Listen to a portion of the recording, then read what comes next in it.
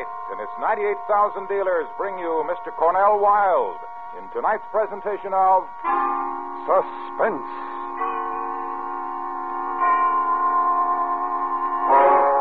Tonight, Autolite presents a true story with only names changed about a man who inadvertently became involved in a murder plot. Our story, Allan in Wonderland. Our star, Mr. Cornell Wilde.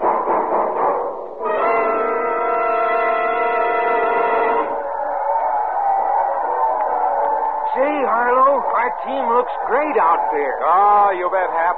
And it's their teamwork that counts.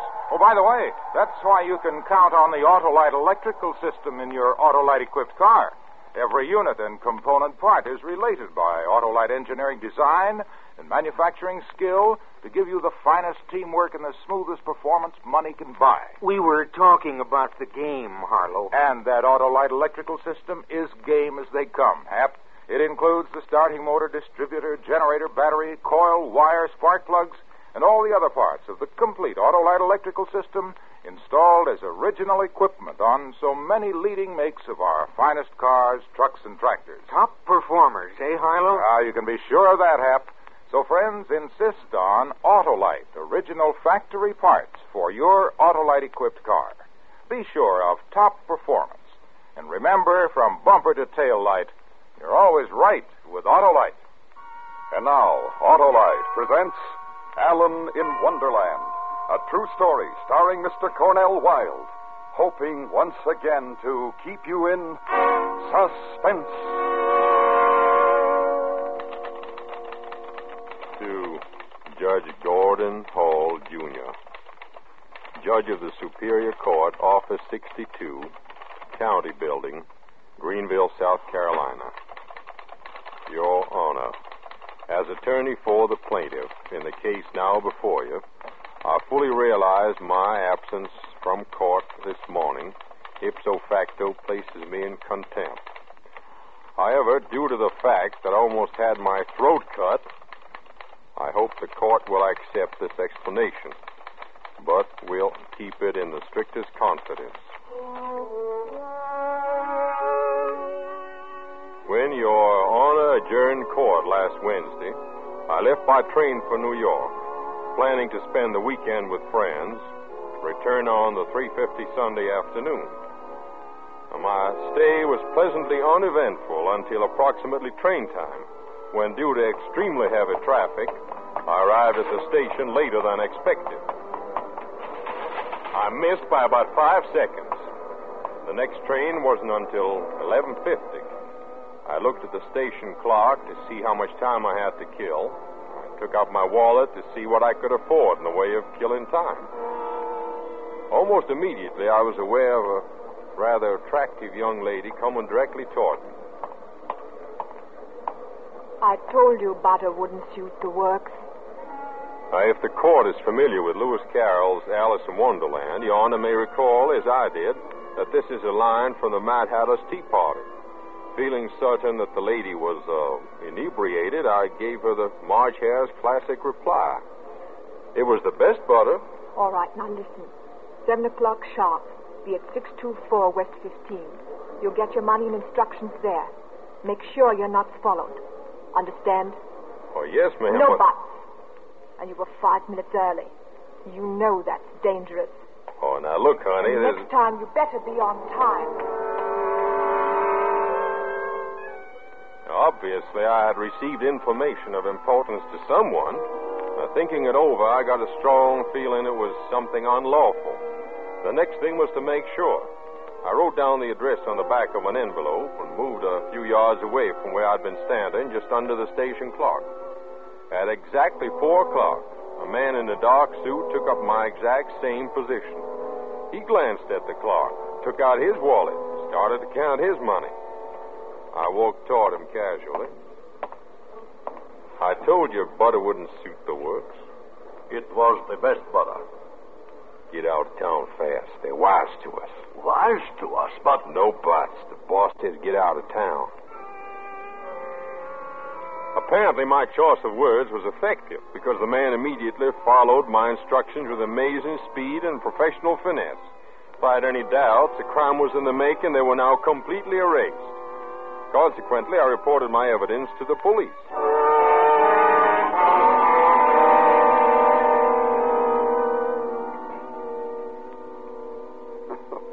Certainly an interesting story, Mr. Stone, but, You don't believe me, Lieutenant? I didn't say that. But that's what you mean, isn't it? What I mean is there's no law against quoting Alice in Wonderland in Pennsylvania Station or anywhere else for that matter. You're a lawyer, you ought to know that. Well, all right, sure, but they were using it as a code. Isn't that plain? And you'd like to know why. Well, it's not just a question of curiosity, Lieutenant. Look, Mr. Stone, New York is a city of over 8.5 million. A certain percentage are screwballs. No, this wasn't a screwball. These people were deadly serious. They're up to something, Lieutenant, I assure you. I've got to have something to go on, Mr. Stone. Even if we could find these people, what do I charge them with? I've got to have something concrete. Well, now, the address on 15th Street, can't you investigate it? Okay. All right, wait a minute. Healy? Yeah, Lieutenant. You want me? Yeah, Healy. This is Mr. Stone. I want you to drive him to an address on 15th Street. He'll explain all about it on the way.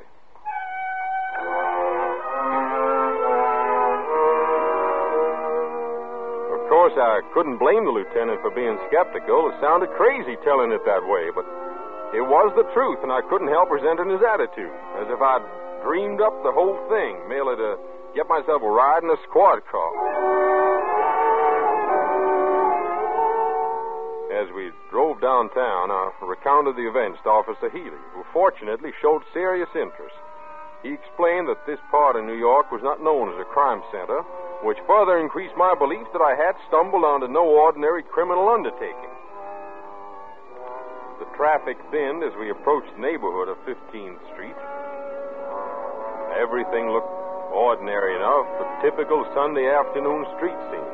Children at play, strolling couples in their Sunday best, baby carriages, a drugstore open on the corner, a blind man selling pencils. What was that number again, Mr. Stone? 624 West. Now, that'll be the north side. Now, let's see. 618, 620, 622. That's funny. What? What's funny? Well, they're tearing down the building. That's 624. Got to be. It can't be. You sure 624 is the number? I'm positive. I wrote it down right away. Well, maybe I'm wrong, but let's go over and check. Hey, you. Yeah? What do you want? Come here a minute. Keep your eyes open, Mr. Stone. Let me know if you see anybody you recognize. All right. What's the matter, officer? Something wrong? Want some information. Who's the boss of this job? Me, I'm the boss. What's the trouble? What's the number here? What? We want to know the number of this building. What? Oh, this was 624. You sure? Sure, I'm sure. 624. I'm tearing down the right building. Don't think I'd make a mistake like that, do you? How long you been working here? 2 weeks. Gonna tear down the ones on both sides, too. I know what I'm doing. You want to see the papers? We believe you. How come you're working on Sunday? Rush job. Anything wrong with that? I guess not. Why are you tearing the buildings down? To clear the lot. You kidding? What are you guys looking for? It's all right. Forget it. You're welcome to watch, but I gotta get back to work. Okay, that's all. Thanks. See anything, Mr. Stone? No, nothing at all. That all looked legit to me, too. I guess the lieutenant was right. I got all hopped up over nothing. Well, that's the way it goes sometimes. Can't get over it. I was so sure from... Oh, you did right anyway. Take it from me. I feel kind of foolish now, but... Don't feel that way. You had cause. Well, let's just forget the whole thing. I'm sorry I troubled you. Oh, no trouble at all. That's what we're here for. Where would you like me to drop you off? My train doesn't leave till 11:50. Well, you got plenty of time. Why don't you take in a movie or something?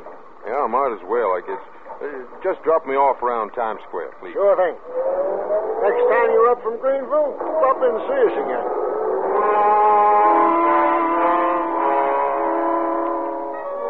Mr. Healy dropped me at one of the Broadway theaters. I bought a ticket and went in. There had to be something to it. Somewhere along the line, I'd made a mistake. I took out the envelope on which I had written the address. By the light of the screen, I reread it again. No, the mistake wasn't there.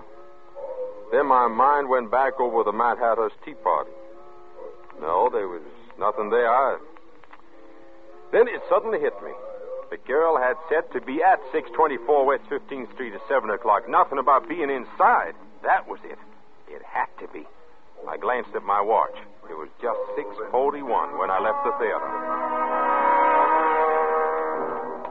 Taxi! Hey, taxi!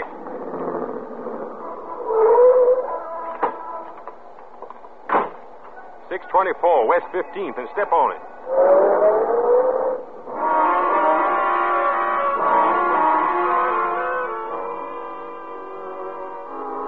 Exactly 3 minutes to 7 when I reached the corner of West 15th. The street was deserted now. I walked slowly toward all that was left of 624. I could see no one, but I was certain I was being watched. I reached the front of the building and stopped. It was exactly 7 o'clock. The sound came from the opposite end of the street. Fortunately, whoever it was would have to pass under the only street light. When he reached the cone of light, I saw a man, well-dressed, wearing dark glasses, feeling his way toward me with a cane. It didn't look real.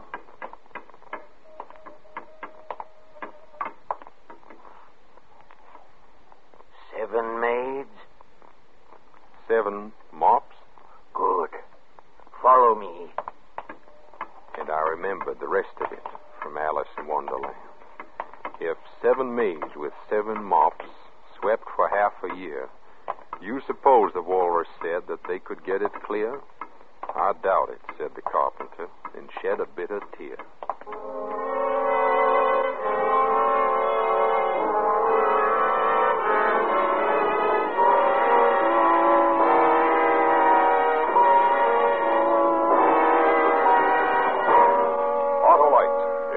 Mr. Cornell Wilde in Allan in Wonderland.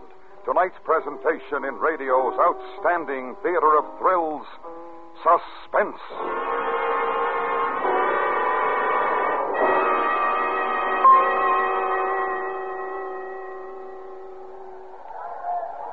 Well, Harlow, we won. And Hap, you always win with an Autolite electrical system. That's why it's used as original equipment on so many leading makes of our finest cars, trucks, and tractors. Yes, sir. The boys really went all out today. And so does your Autolite electrical system, Hap. It goes to work the instant you start the ignition and keeps on working every second your engine runs, as well as when you sound your horn, play your radio, turn on your lights, use your electric windshield wiper, or lighter. That electrical system is mighty important to every car owner, eh, Harlow? Right you are, Hap. So, friends, treat your car's electrical system to a periodic checkup at your car dealers or at your nearest authorized Autolite service station. You can easily locate your nearest authorized Autolite service station in the classified section of your phone book under Automobile Electrical Service. Or call Western Union by number and ask for Operator 25. You'll find it pays. And remember, from bumper to tail light, you're always right with Autolite. And now, Autolite brings back to our Hollywood soundstage Mr. Cornell Wilde in Elliot Lewis's production of Allan in Wonderland. A true story, well calculated to keep you in suspense.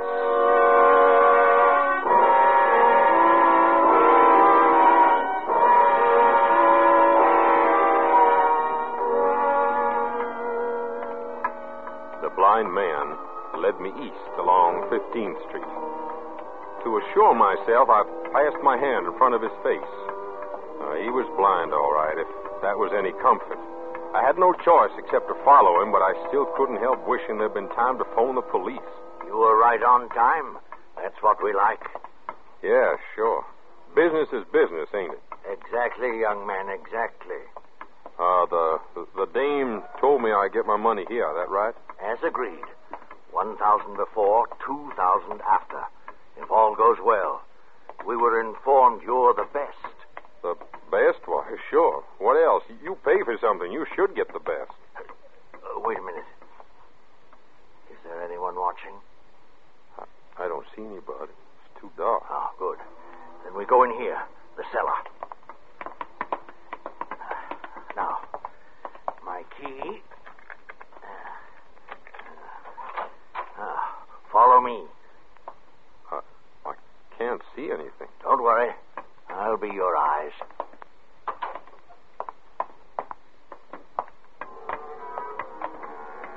I held on to the blind man's arm as he led the way down a narrow corridor. It was black as pitch.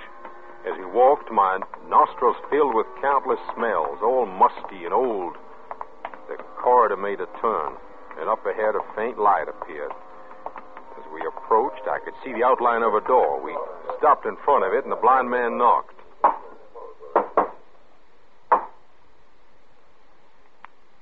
Who is it? Pig and Pepper. The sudden light from the naked bulb was blinding. As my eyes adjusted, a row of iron sinks came into view along one wall. The room evidently had been the building's laundry. Casually shifting my gaze, I observed three men. One was big, all over hair like a gorilla. The second was small, rat-faced. The blind man went over to the third, obviously the boss, whose strange, glowing eyes studied me carefully from behind a battered table. He doesn't look what I expected. What did you expect? A countryman. He doesn't look like a countryman. What difference does it make? They guaranteed he could do the job. They promised me a countryman. They told us we'd have to take what they sent. You're sure he's the one? No mistake. Positive. The appointed place, the appointed time, the password. Even a blind man could see. Let us get on with it, Alex. Give him the instructions. All right, all right. You, Huh? Yeah? listen carefully. It is now 7:05. They will leave their hotel at 7:30, and they are very punctual. This is Nicholas. Nicholas. Nicholas will be your driver. My driver? You will sit in front with him. Did you bring a weapon? Well, no, Good. Extremely clever of you. In case you were caught coming here, we have a weapon for you in the car. Carlo. Yes. A beautiful mechanism. Accurate. You will enjoy using it. Carlo will be sitting directly behind you in case anything goes wrong. Understand? Yeah, sure. Just as you say. They will probably come out together. Pray for it. If luck does not smile and Santusian comes out alone, let him go. Being only foreign minister, he is less important. Yeah, I understand. It is the Premier, Mazzini, that we want. Yeah, of course. You must get Mazzini. If he comes out first, empty your gun in him and forget Santusian. If they come out together, kill them both.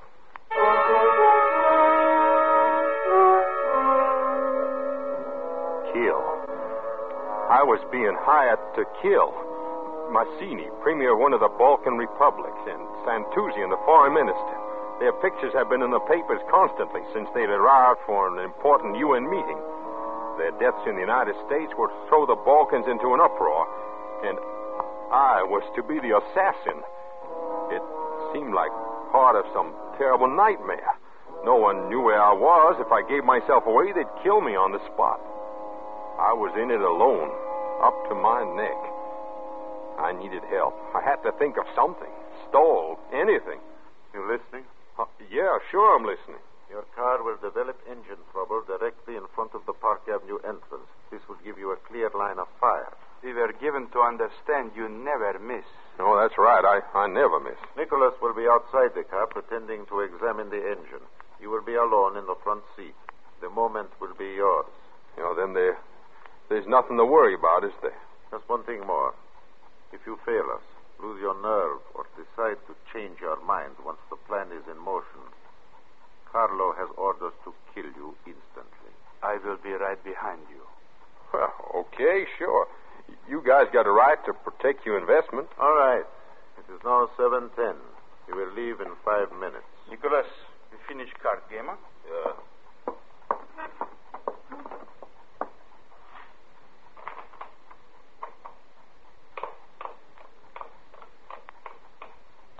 Hey. Huh? What? What is it? My money. Yeah, what about my dough? I have it right here. 1,000. Oh, yeah. Thanks. Play, Nicholas.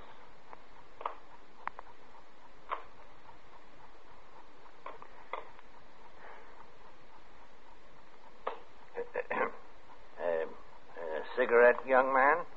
Huh? No, thanks. I seem to sense a nervousness about you. A nervous one? No, I just want to get my hands on that rod. Of course you do. That's the spirit. All right. It's 7:15.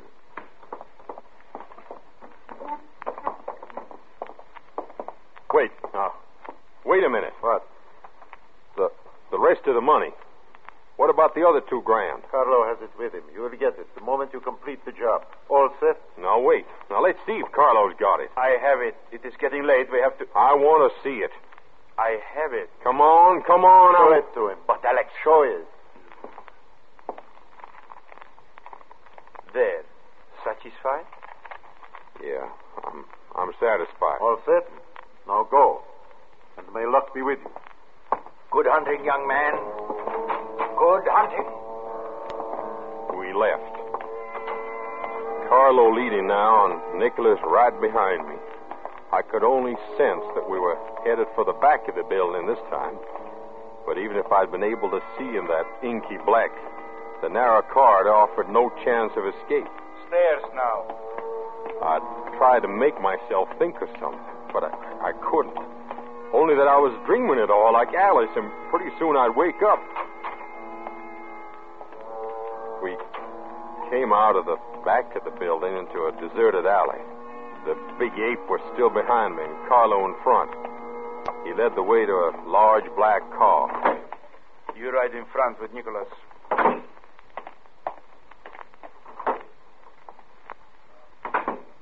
It is now 7:19. All right, Nicholas. Hey, Carlo. Huh? The gun. Let's have it. You will have it in plenty of time. Well, I feel funny without one. If anything goes wrong before... Nothing will go wrong. Nicholas is an excellent driver, and the plan is perfect. Perfect. A gun. He's too quick for Massini. If it had been left to me, it would have been a knife. Pay attention to the traffic, Nicholas.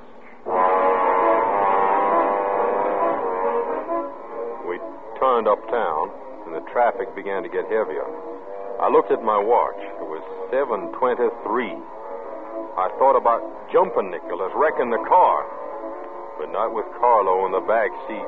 I could feel his little rat's eyes burning into the back of my neck. Any sudden move, he'd be right on top of me. My only chance was a policeman, a squad car, someone I could signal. 7:25.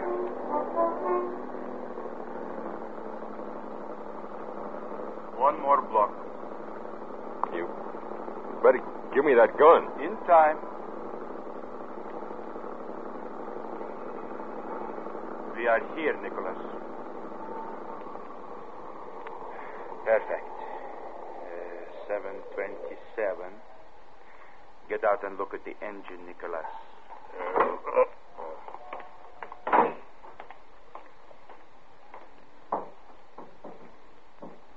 Hey, Carlo. Pay attention to me. Look across at the entrance to the hotel. They will come out the left-hand door. The doorman will signal for their official car. It is right back there, you see? They will step to the curb before the car arrives. That is when you fire. Okay, now give me the gun. First, the knife. Knife? At the side of your neck. You feel it? Hey. Insurance for a good job. Sharp as a razor, my friend. Here is the gun. Hair trigger. Careful, you know. Hey, that knife, you don't want me to miss, do you? You will not miss. It is your business not to miss. Now keep your eye on the door. I could peeled. The point of that knife just barely scratched the back of my neck. I looked across at the hotel. It was 7:29. Everything was normal. People passed. The doorman nodded and smiled, but no one looked our way. I felt the gun go slippery as my hand began to sweat.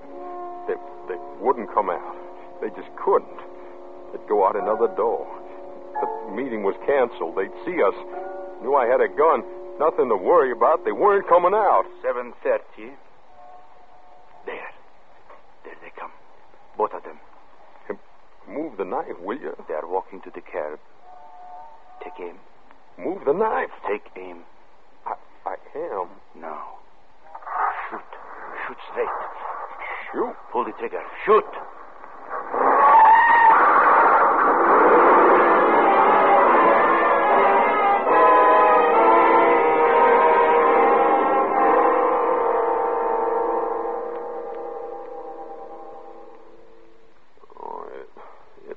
It all happened at once. It all happened at once. Just relax. You're all right. What? You've been under a sedative. A nurse. Hospital. My throat. Oh, you're going to be all right. The doctor even said you could have visitors. You can come in now. No, you mustn't let them in. Well, Mr. Stone, how are you feeling? Huh? Why, I feel fine, Lieutenant. My head's buzzing a little. It should. You got a pretty nasty bump. Doctor says you'll get over it. You're a lucky guy.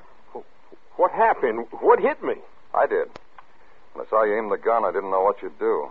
There wasn't time, so I just ran the squad car into the one you were in, trying to spoil your aim.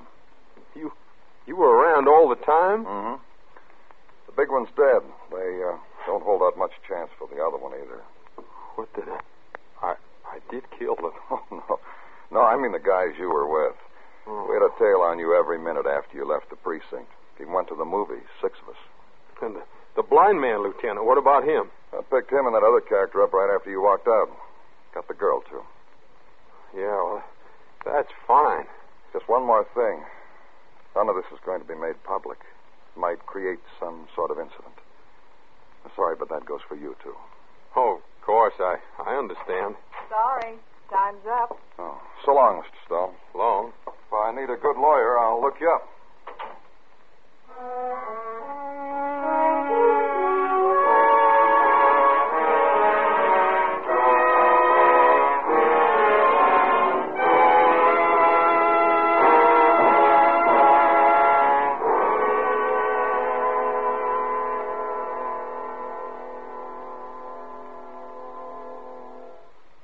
Suspense. Presented by Autolite. Tonight's star, Mr. Cornell Wilde. This is Harlow Wilcox speaking for Autolite, world's largest independent manufacturer of automotive electrical equipment.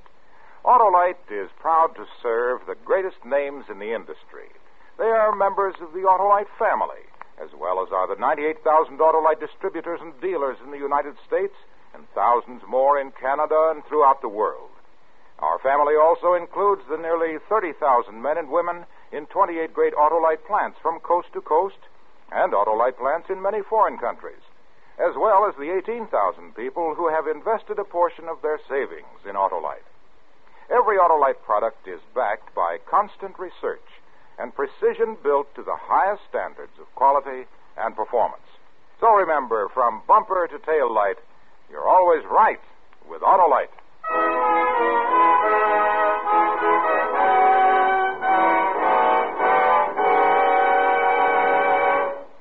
Next week, Halloween weekend, a new radio dramatization of one of the most famous suspense stories ever written, Mary Godwin Shelley's Frankenstein. Our star, Mr. Herbert Marshall. The program will be heard on Suspense.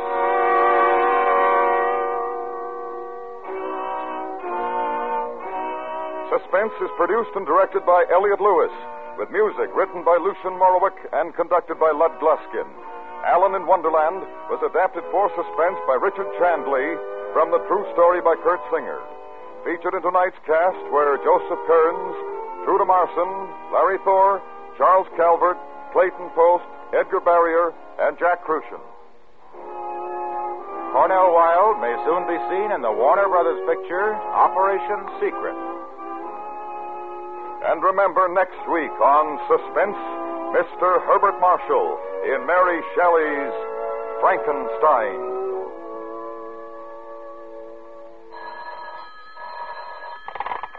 You can buy Autolite electrical parts, Autolite Stay-Full batteries, Autolite resistor or standard type spark plugs at your neighborhood Autolite dealers.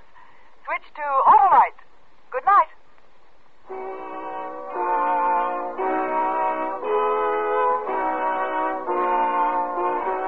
This is the CBS Radio Network.